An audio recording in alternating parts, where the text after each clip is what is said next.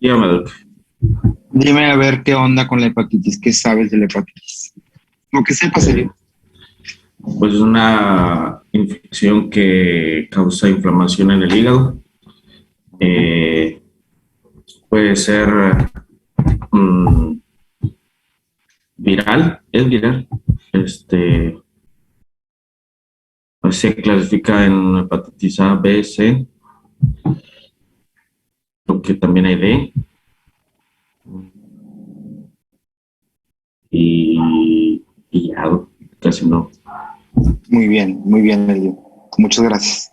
Es viral, no es como que la mayoría sean virales, no, siempre es viral. Cualquiera de las clasificaciones va a ser viral siempre.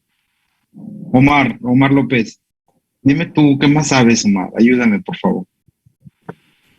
Bueno, la que es menos grave es la hepatitis tipo A, que se puede transmitir por los alimentos. Y la que puede ocasionar un poco más de problemas es la hepatitis tipo B, por eso nos vacunamos contra ella. La hepatitis C, esa es transmitida por contacto sexual. Este, Y creo que en el tratamiento para la hepatitis A no hay un tratamiento específico, simplemente se hace su proceso y termina, se elimina por el proceso natural de la enfermedad, pero en la hepatitis tipo B, pues ahí sí lleva un tratamiento más que nada, no es para eliminar lo que es el virus, sino que para prevenir algún tipo de complicación. Muy bien. Perfecto, Omar, muchas gracias. En realidad, ya les dije que la hepatitis es viral. Existen varios tipos según la clasificación de la hepatitis. Les voy a compartir mi pantalla, díganme por favor si la ven. Sí, se ve. Perfecto, perfecto, gracias. Muchas gracias. Muchachos, no nada más hay A, B y C. Bueno, vamos a hablar de 6 tipos de hepatitis, pero nada más vamos a estudiar 4, es hasta la D. Esto debido a que, aunque sí hay la E y la G, son menos frecuentes y esas no las vamos a estudiar, muchachos. Estas son todavía, la hepatitis viral todavía entra en la clasificación de infecciones del tubo digestivo, todavía son parte de, por eso la estamos viendo en esta clasificación. Vamos a empezar a hablar sobre las hepatitis virales, muchachos. Dice que son una lesión necroinflamatoria difusa del hígado producida por diversos agentes etiológicos y menciona aquí los virus que les había dicho, el A, B, C, D, E y el G. En esta clase vamos a hablar nada más de los primeros 4, A, B, C y D. Existen 3 presentaciones clínicas de hepatitis viral, cualquiera de las anteriores que hayamos visto, puede ser aguda, crónica o fulminante, o bueno, más bien cualquiera de las anteriores que hayamos mencionado, porque no hemos visto ninguna, pudiera ser aguda, crónica o fulminante, no todas se presentan como tal, no es como que podamos encontrar la aguda y luego crónica y luego fulminante, aunque pudiera ser de alguna manera que sí. Se clasifican basándose en los datos clínicos, bioquímicos, marcadores virales serológicos y el tiempo de evolución. Vamos a hablar sobre la hepatitis viral aguda, es causada por virus hepatotrópicos como son los A, B, C, D, y G, y por virus no hepatotrópicos como el citomegalovirus, el Epstein-Barr y arbovirus, entre otros. Es decir, puede ser causada por los virus propios que van o que son del hígado, como los que mencioné, de la A al G, sin pasar por la F, y por virus que no son propios del hígado, pero que pudieran incluso causar una lesión, como estos que ya les mencioné. El espectro clínico de la infección varía de asintomática a ictérico y en ocasiones puede presentarse en su forma más grave como hepatitis fulminante. Pudiera ser que en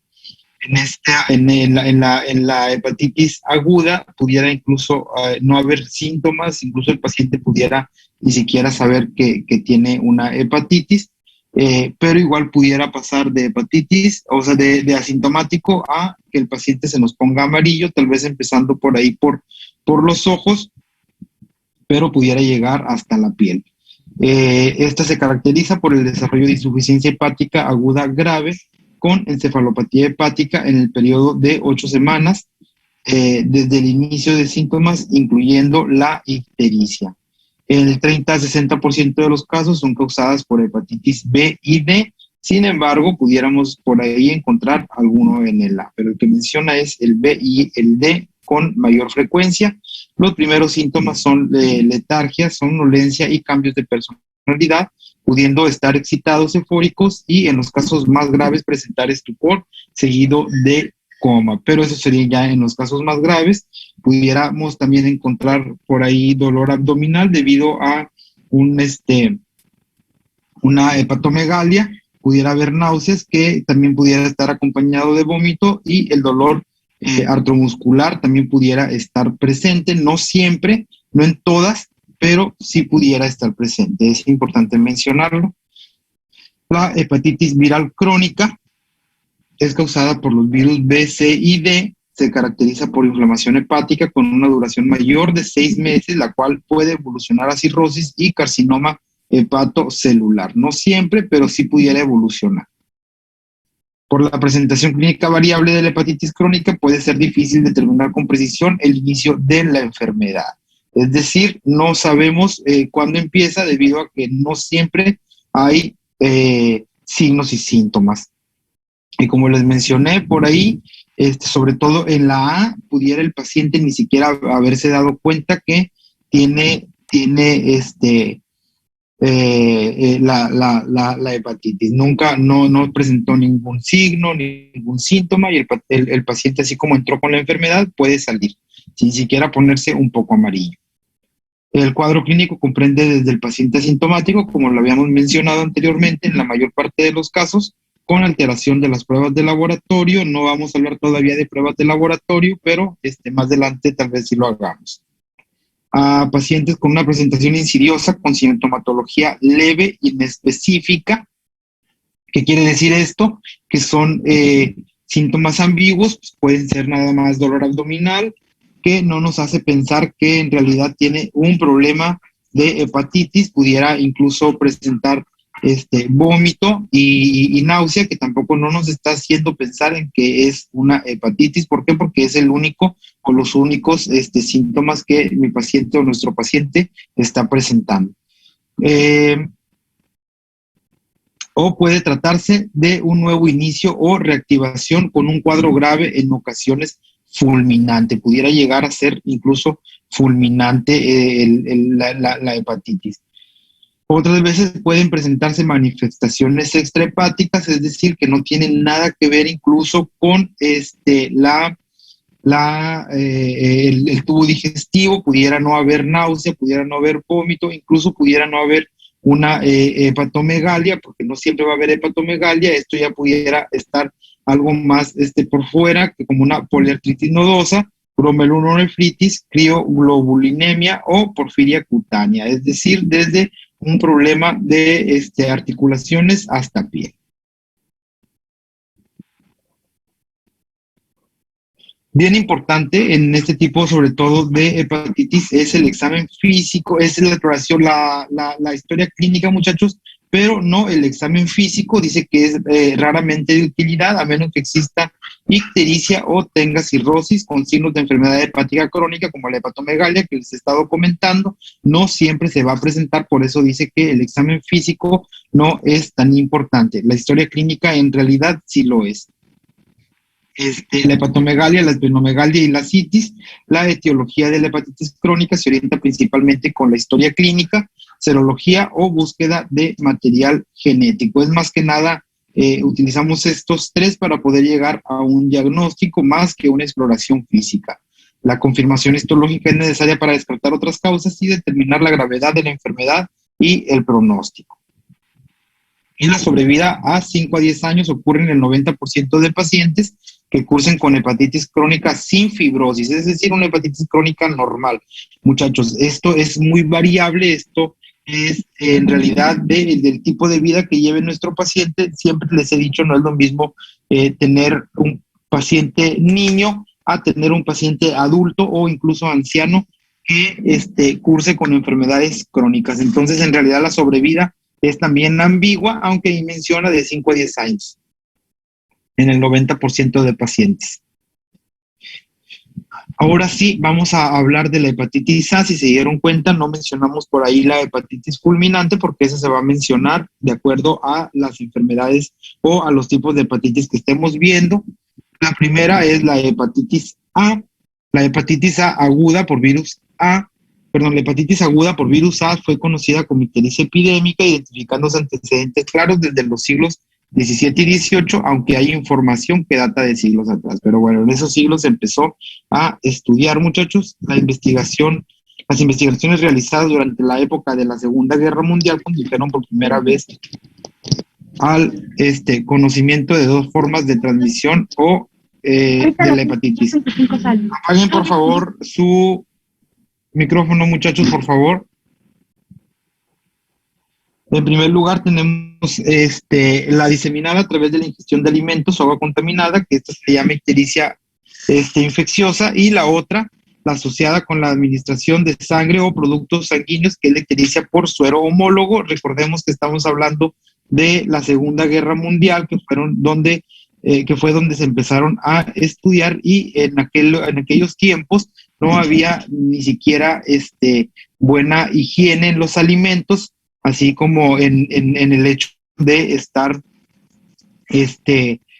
administrando o transfundiendo sangre a pacientes que lo necesitaban.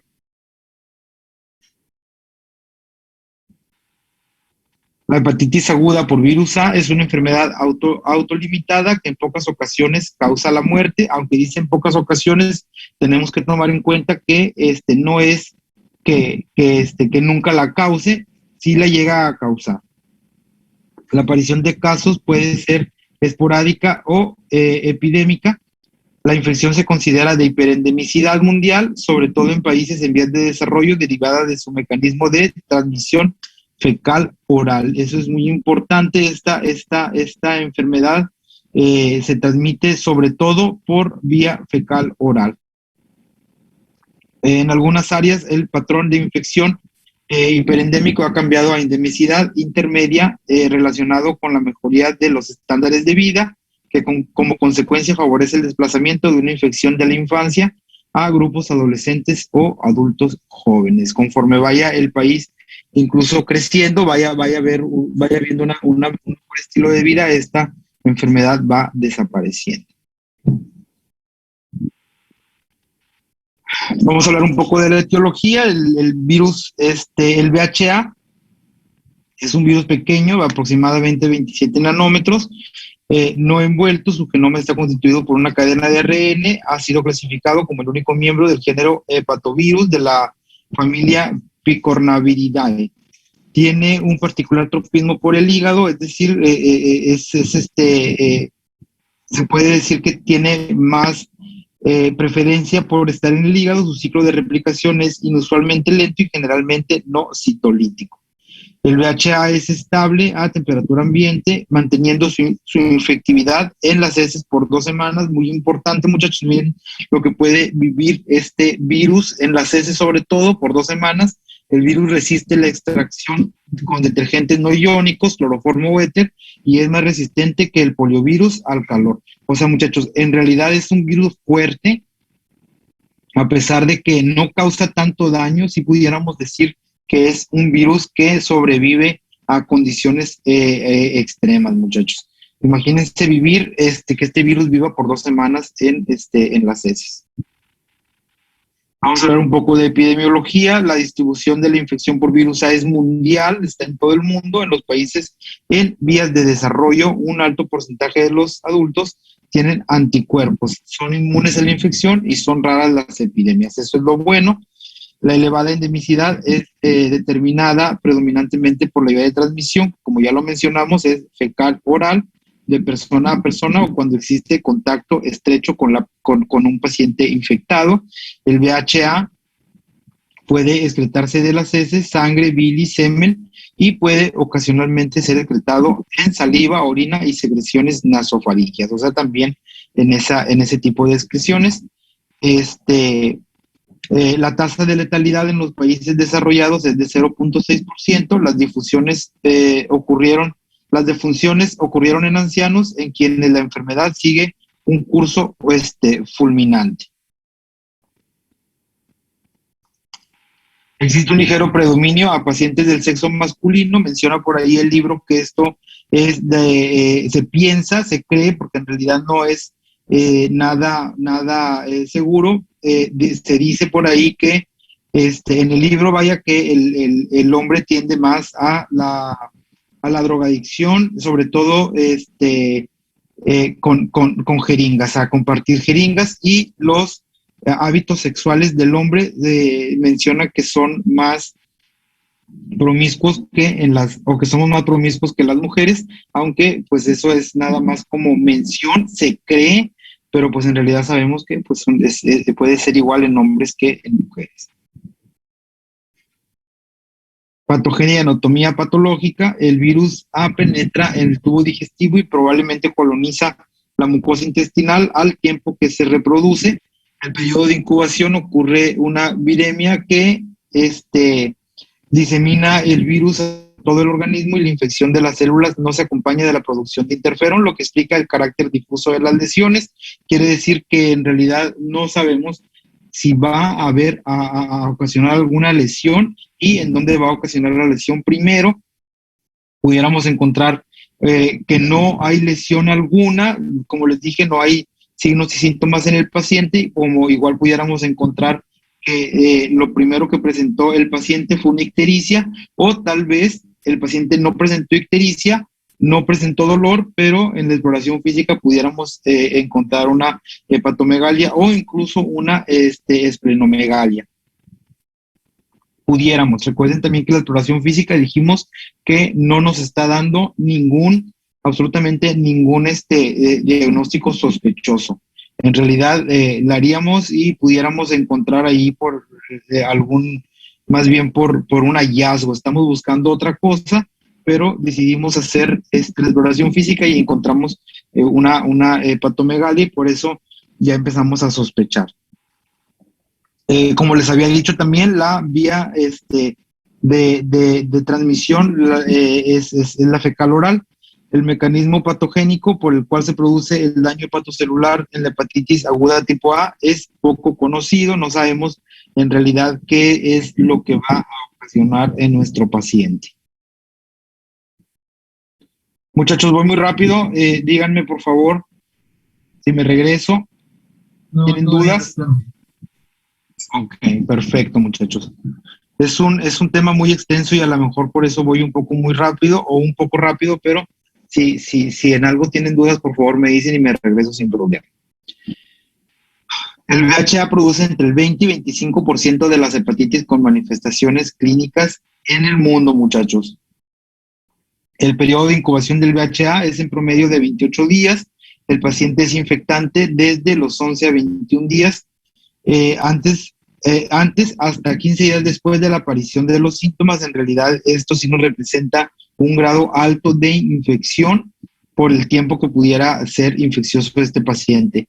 La expresión clínica de la infección por VIH es altamente dependiente de la edad, es lo que les había dicho. No es lo mismo que sea en un niño a que sea en un anciano, ya que menos del 10% de los niños infectados menores de 6 años de edad presentan ictericia, mientras que en adultos y en niños mayores de 5 años la infección usualmente causa ictericia en un 50 a 90% de los casos. Todo esto depende de la edad de nuestro paciente o del paciente.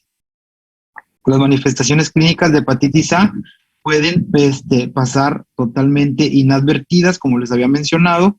Puede ser que nuestro paciente simplemente tenga un dolor abdominal o haya presentado náusea y vómito, o a lo mejor ni siquiera vómito, nada más náusea, y el paciente pues por eso no va a consultar. El paciente entró en la enfermedad, se infectó, pero así como se infectó, salió de la enfermedad y nadie se dio cuenta. El problema es cuando este paciente infecta, por ejemplo, a un paciente de la tercera edad con problemas crónicos o con enfermedades crónicas.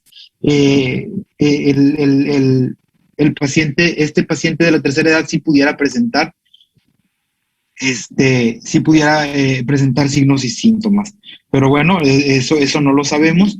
Incluso por eso también se comenta por ahí, sobre todo en la GPC, y que la estuve leyendo, dice que es muy difícil encontrar el paciente cero, porque los pacientes son asintomáticos y para cuando un paciente presenta síntomas es porque ya convivió con alguien tal vez en su casa que no presentó signos y síntomas.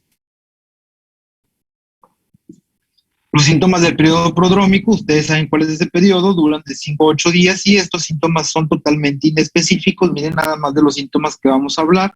Es el malestar general súbito, náusea, anorexia, un bajo grado de fiebre, dolor abdominal y orina de color oscuro. Cualquiera de estos pudieran presentarse o pudieran no. En realidad, cuando nos llega un paciente y nos dice que tiene algunos o todos estos síntomas, ni siquiera pensamos de primera instancia en que pudiera ser una hepatitis. Incluso el paciente pudiera ni siquiera presentarse debido a estos síntomas. Estos síntomas inespecíficos en los adultos se refiere a la triada de Caroli, que aquí pudiera presentar el paciente adulto cefalea, dolores atromusculares y urticaria, y pudiera no presentar ninguno de los síntomas anteriores que mencionamos anteriormente. En este periodo puede palparse el hígado aumentado de tamaño y pudiera ser doloroso, es decir, una hepatomegalia que le duela al paciente. Esto ya sería por medio de la exploración física. En pocos días aparece la ictericia, casi siempre conjuntival, que junto con los síntomas intestinales desaparecen en 2 a 3 semanas después del comienzo, muchachos. La fase ictérica puede durar hasta 4 a 8 semanas, es lo que pudiera durarnos el paciente con ictericia. Los hallazgos físicos son escasos, los signos vitales son normales, detectándose también un discreto aumento del hígado y palpándose el polo esplénico. Pero chicos, todo esto que les estoy diciendo, pudiera el paciente ni siquiera presentarlo. Todo esto que les estoy diciendo, hay una fase ictérica, el paciente pudiera ni siquiera pasar por esa fase ictérica, en el periodo prodrómico pudiera ni siquiera presentar alguno de estos síntomas que les mencioné. En los adultos, de igual manera, pudiera ni siquiera presentar la triada de Caroli. Chicos, acuérdense que les dije que este tipo de hepatitis muchas veces el paciente ni se da cuenta que lo tiene. Igual es necesario y fundamental mencionarlo en dado caso de que sí lleguemos a tener un paciente con hepatitis A y que pudieran presentar esto, ustedes ya lo van a saber diferenciar. Por ahí, algo que me llamó mucho la atención es que dice: en este periodo puede palparse el hígado aumentado de tamaño, pero en realidad no siempre, chicos, no siempre se puede palpar. Es muy difícil, sobre todo en el tipo de paciente que estamos nosotros palpando o el tipo de paciente que le estamos haciendo la exploración física. Es muy difícil darnos cuenta en este tipo de hepatitis. No nos confundamos y digamos que en todas las hepatitis, en este tipo de hepatitis pudiéramos ni siquiera notar una hepatomegalia. Para que haya una hepatomegalia muy franca, sí se necesita que el paciente esté ya en un grado más alto de la hepatitis A. Incluso pudiéramos ya estar pensando en una hepatitis por ahí fulminante. Además de la forma aguda, se pueden presentar algunas variantes clínicas.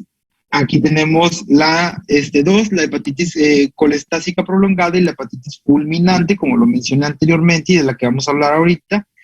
Si está la hepatitis colestásica prolongada, muchachos, aquí lo que ocurre es una obstrucción del colédoco. Dice que después del episodio agudo, la ictericia se puede prolongar 3 a 4 meses. Esto es debido a que hay una obstrucción del colédoco. Con buen estado general y recuperación espontánea, generalmente se asocia a VHA y no requiere de realización de biopsia. porque en realidad, como les estoy mencionando, es una obstrucción, muchachos. Sacar una biopsia no nos va a decir nada. La lesión o el daño no está en sí sobre el hígado, sino sobre el colédoco. Es conveniente investigar otras causas de ictericia obstructiva.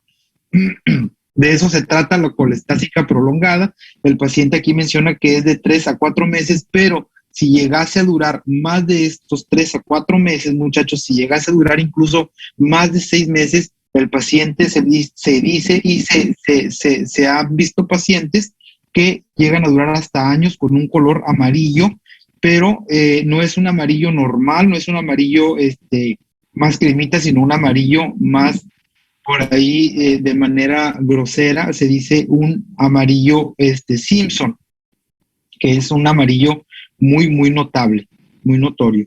Entonces, esto es lo que sucede con estos pacientes. Y les digo, el paciente aprende a vivir con ese colorcito raro porque pues puede durar hasta más de un año. Y por otro lado, que es lo peor, tenemos la hepatitis fulminante. Dice que este síndrome es consecuencia de la necrosis aguda de los hepatocitos. El inicio es similar a cualquier hepatitis aguda, sin embargo, rápidamente en los primeros 2 a 10 días tiene un curso grave desfavorable. Aquí lo que más nos hace pensar en una hepatitis fulminante es que de no tener ningún signo o síntoma, ninguna aparición de ellos, en muy, muy poco tiempo el paciente se nos agrava bastante. Tanto se nos agrava que hay que tratarlo en cuidados intensivos. Dice que se presenta fiebre elevada, vómitos persistentes, cambios de personalidad. O sea, ya estamos hablando aquí de un problema neurológico, chicos. Manifestaciones hemorrágicas en piel y mucosas, delirio, estado de coma. Si no recibe tratamiento de terapia intensiva, evoluciona hacia la muerte. Vean lo que les había dicho anteriormente. Si vemos que un paciente de la nada se agravó de 2 a 10 días, hay que internarlo, muchachos, por favor, para poder tratarlo en terapia intensiva, o este paciente se nos va a morir. Generalmente secundaria a edema cerebral grave, es por lo que les había dicho que hay un problema neurológico, es lo que nos hace el cambio de personalidad. Hemorragia, insuficiencia renal, infección e hipoglucemia, la mortalidad puede alcanzar hasta un 80%, o sea, en realidad, pues sí es un alto porcentaje de lo que puede evolucionar de una hepatitis aguda a una hepatitis fulminante. ¿Dudas, chicos? ¿Nada? Yo tengo una duda. José, dime. Estuve revisando y no encontré ninguna explicación lógica de que la gente tiene una creencia de que las personas, o en este caso niños, que es más común, con hepatitis A, al comer muchos dulces se les va a pasar la sintomatología o así. No sé si tenga alguna noción de esa idea, o no sé si sea verdad. Ajá, no, nunca lo he leído, pero lo que sí te puedo decir es que cuando hay pacientes con hepatitis A, la dieta hay que cambiársela, y una de las cosas que le tendríamos que cambiar a nuestro paciente es quitarle las azúcares. Entonces, la verdad, no entiendo bien. Igual lo voy a investigar, José, pero definitivamente sí, la dieta es libre de azúcares con el objetivo de hacer que el hígado del paciente tenga una mejor funcionalidad y que el metabolismo sea de mejor manera de acuerdo al hígado. Entonces, la verdad desconozco, José, pero te lo investigo y sin falta el jueves lo platicamos. ¿Te parece? Ok. Gracias, José. ¿Alguna otra duda? Yo tenía entendido que eso que decía José era para recuperar lo que es el glucógeno. ¿El qué, perdón? El glucógeno. El glucógeno. Oye, pero... Ajá, pero bueno, pues son creencias de la gente y hay que respetarlas, pero definitivamente si nos ponemos a reflexionar, muchachos, lo que nos dice por ahí el libro de cambiar la dieta y bajarle a las azúcares para que el hígado trabaje de una mejor manera o que trabaje menos, por decirlo de alguna manera, pues tiene lógica en realidad. Y como les digo, yo no había escuchado de eso, pero igual se los voy a investigar. Voy a hablar con el internista ahí del hospital para ver qué me dice con respecto a lo de los dulces. Pero qué padre sería que se les dé dulces, porque en realidad también, todavía no hablamos de eso, pero los analgésicos están contraindicados en este tipo de pacientes. Obviamente dependiendo del daño que haya causado en el paciente y de cómo esté presentando la enfermedad. Pero pues si es con un dulce, si con un dulce se le puede quitar el dolor y no tenemos que usar analgésicos, pues eso sería lo mejor. Pero bueno, se los investigo y lo comentamos el próximo jueves. El diagnóstico dice que el cuadro clínico puede ser indistinguible de otras causas de hepatitis. La elevación de enzimas hepáticas como AST y ALT indica daño al parénquima hepático, pero no es privativo de infección por VHA, es decir, no es propio. No pudiéramos pensar ya con eso que es VHA.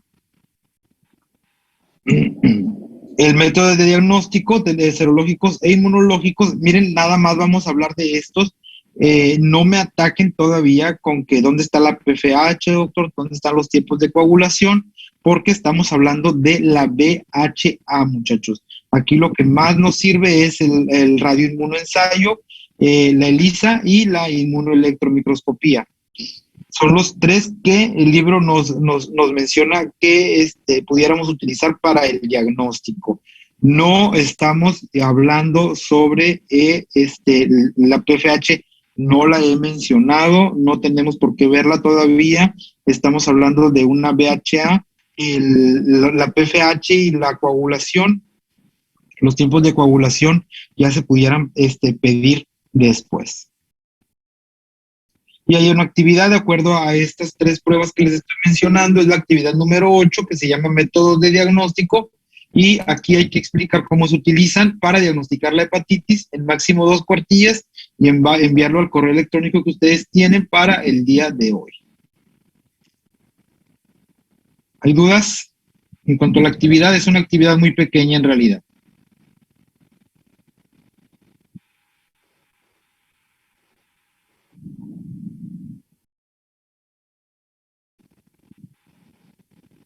Chicos, ¿dudas? No. Todo bien, doctor. Todo bien. Ok, perfecto, muchachos. Entonces, no nos metamos, por favor, no nos metamos en PFH. Antes de las 11:59 p.m., por favor, Lorna. No hablemos todavía de los otros laboratorios. Sabemos, muchachos, y siempre les digo, y no me voy a cansar de decirles, hasta el día en que yo les deje de dar clase, les voy a decir, tengan criterio. Si el paciente está hospitalizado, si ustedes vieron que es un paciente que puede evolucionar hasta una hepatitis A fulminante, ¿por qué detenernos nada más en estos tres que les estoy mencionando? Sáquenle la PFH, sáquenle los tiempos de coagulación, muchachos, por favor, investiguen, sean clínicos, tengan criterio. Ustedes pueden pedirlo y nadie los va a juzgar. Casi terminamos. Cuando hablamos de las complicaciones, dice que puede considerarse complicaciones las formas prolongadas de la hepatitis. En ellas, sin tratamiento, la recuperación es lo más común. Los pacientes con vómitos intensos pueden presentar alteraciones electrolíticas, o sea, por deshidratación. Hay que tratar de hidratarlos. La complicación más grave es la hepatitis fulminante, de la que ya hablamos. Las principales causas de muerte en este grupo son la encefalopatía hepática, hemorragia de tubo digestivo y la insuficiencia renal. Son las principales, pero puede haber incluso más. Se debe estar pendiente de posibles complicaciones, por lo que deberán hospitalizarse aquellos pacientes que cursan con vómito incoercible, es decir, que no podemos detenerlo, un sangrado de tubo digestivo sin importar la altura de él, manifestaciones hemorrágicas a otros niveles, alteraciones en el estado de conciencia, sobre todo lo neurológico, fiebre persistente y presentación de ascitis. Aquí ya sería preocupante, hay que hospitalizarlo y hay que estudiar todo este tipo de complicaciones que se nos estén presentando de acuerdo a la enfermedad. El tratamiento, como lo mencionó por ahí, creo que fue Omar, mencionó que no existe un tratamiento específico en realidad para la hepatitis por virus A.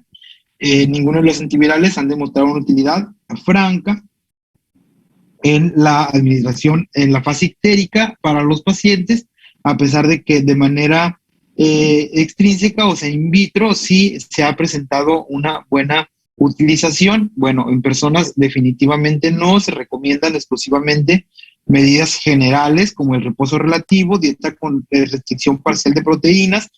Miren, aquí estamos hablando un poco de la dieta, mantener un buen aporte de líquidos y electrolitos de ser necesarios. Algo muy importante es que los corticosteroides no tienen ningún efecto benéfico, no tenemos por qué estar dando corticosteroides en este tipo de enfermedades, ni que estemos buscando desinflamar el hígado. Con los corticosteroides no nos van a hacer nada, no les estén poniendo. Ahí sí no, muchachos, no los utilicemos, por favor. Aunque tengamos el criterio que tengamos, no los vamos a utilizar. Debe evitarse el empleo de medicamentos, bien importante, muchachos, analgésicos, sedantes, antieméticos y diuréticos, ya que pueden precipitar la encefalopatía. Pero aquí sí, si ustedes lo creen necesario y tienen un paciente que está hospitalizado y está bajo observación y está bajo un seguimiento estricto, utilícenlo. La GPC menciona el paracetamol en dado caso de que el paciente tenga mucho dolor. Pudiéramos tratarlo con puro paracetamol, pero de preferencia ni el paracetamol. Lo menciona la GPC, no lo menciono yo. A diferencia de lo anterior que les dije que no utilizaran los corticosteroides, si aquí ustedes creen necesario utilizar el paracetamol, adelante. Las hepatitis fulminantes deben atenderse en unidades de terapia intensiva, lo habíamos mencionado anteriormente, y como parte del manejo debe detectarse el factor precipitante, es decir, lo que más daño nos va a hacer, como el uso de medicamentos, qué medicamentos se está tomando, cómo se los puedo cambiar, o de qué otra manera se puede tomar. El alcohol, muy tonto de parte del paciente que sabiendo que tiene hepatitis y está tragando alcohol. ¿Qué le pasa?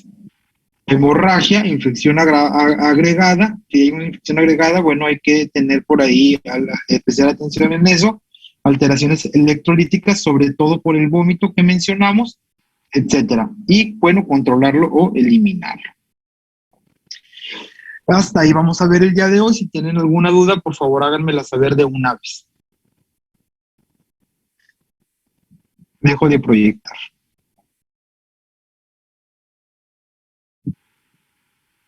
Dayami, ¿tienes alguna duda? No, doctor. Gracias. Muy bien, Dayami, gracias. ¿Alguien más, ricos? ¿Por qué los De lo estudiantes que- se ocupan en la hepatitis? Porque ¿sabes qué? Que lo que nos va a causar es tal vez por ahí algún problema mayor, no solamente hepático, David. Se ha comprobado que para metabolizar sobre todo estos corticosteroides hay una funcionalidad mayor en el riñón. Entonces, estos pacientes pudieran incluso llegar a presentar una IRC. Acuérdate que te mencioné la ascitis y pudiera ser causa de un problema renal. Entonces, lo mejor es no utilizarlos. Y ahora dime tú, ¿qué crees tú que un corticosteroide te va a hacer o en qué te va a ayudar en un problema hepático?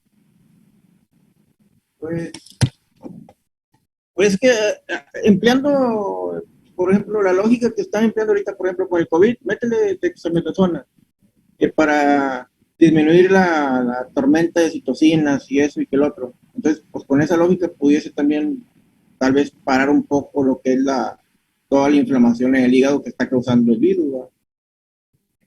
Ok, a ver, Eliud, te veo que dices que no, dime. En el caso del COVID se usa por ejemplo, los corticosteroides a dosis bajas, pero igualmente los causan inmunodepresión, por eso no se utiliza. Por eso, y eso mismo causa inmunodepresión, disminuye la inflamación. Por eso, Sí, pero hay más, o sea, puedes comprometer el sistema inmune del paciente y vas a empeorarlo. Pues que de hecho para eso es, o sea, le vas a meter esteroides para disminuir el sistema inmunológico y bajar la inflamación.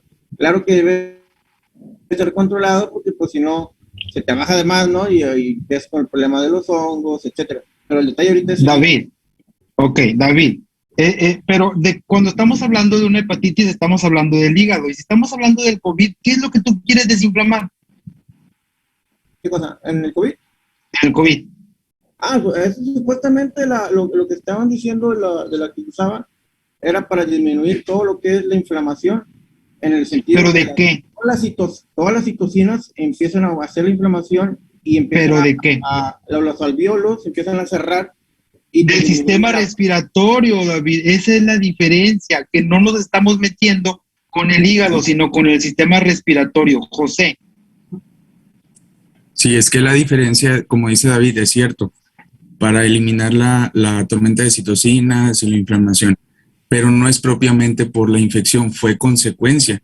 Y en este caso, en la hepatitis, es propiamente de la infección. Si nosotros hacemos una inmunodepresión, la infección puede llegar a salirse incluso de control, que también sucede en el COVID, pero ese ya es otro rollo. A consecuencia de. Pero algo bien importante es que estamos hablando de dos partes del cuerpo totalmente diferentes, de dos metabolismos totalmente diferentes. Una cosa es el sistema respiratorio y otra cosa estamos acá con el hígado. Y se los comenté cuando me hiciste la pregunta de los dulces, José. Tratemos de que el hígado funcione lo menos posible o que trabaje lo menos posible. Pero Leslie, adelante, ¿qué me querías decir?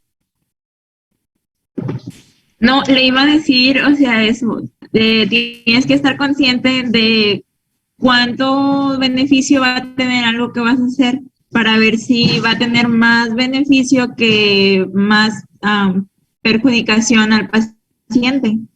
Evaluar el riesgo-beneficio. Muy bien, Leslie, totalmente de acuerdo, totalmente de acuerdo.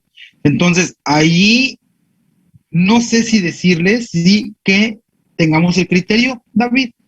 Yo no lo usaría, definitivamente yo no lo usaría. ¿Por qué? Porque estoy haciendo, independientemente que la tormenta y iba a decir una grosería, que todo eso, ¿qué es lo que yo quiero? ¿Qué es lo que yo estoy afectando? Dijo Leslie por ahí. ¿Qué beneficio o qué riesgo tiene? ¿Dónde estoy trabajando? ¿Qué quiero que me haga este corticosteroide? ¿Dónde quiero que actúe? Tengamos en cuenta dónde es donde queremos que actúe. ¿Ok? Eso es bien importante. Una de las principales cosas que se mencionan aquí en la hepatitis es hacer que el hígado tenga una correcta funcionabilidad para que metabolice todo esto del virus y pase el tiempo y pueda morir. Estamos hablando del virus del A, ¿ok? Todavía no hablamos de los demás, nos quedamos en el A, ¿ok? Muy bien, muchachos. Qué bueno, me gusta mucho que participen de esta manera. Yo creo que las clases les voy a hacer más de participación que de estar yo leyendo y explicando. Está muy bien. Este debate estuvo muy, muy bien. Me gusta mucho. Muy bien, muchachos. ¿Tienen alguna duda? Diana, ¿tienes duda, mi reina? No. Ok, perfecto. Entonces, si no hay duda, eso es todo, muchachos. Nos vamos a ver el día jueves. Estudien, por favor, hepatitis B porque les voy a preguntar. Y si pueden, de una vez aviéntense la C. Nos vemos hasta el jueves, chicos. Que estén bien. Vamos a... Hasta luego.